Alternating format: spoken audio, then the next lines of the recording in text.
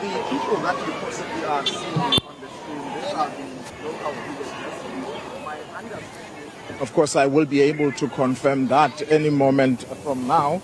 And we are expecting that the President of the Republic has landed because there were 3 choppers that were circulating around here. The third one, of course, being a private hospital ambulance. But yes, the President, a short while ago, left Giyani, the small town in Limpopo, coming to this village, which is several kilometers out of this particular area. And he is coming here to really see for himself the devastation that has visited the people of this area.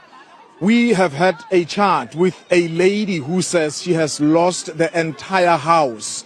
And luckily, she managed to get out of it before it collapsed. Oh, this is the President at the back of a bakkie.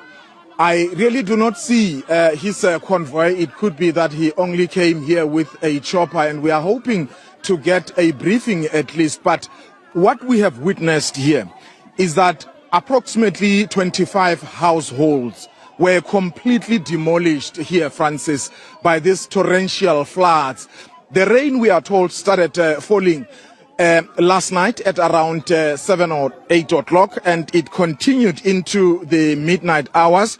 And at around 3 o'clock in the morning,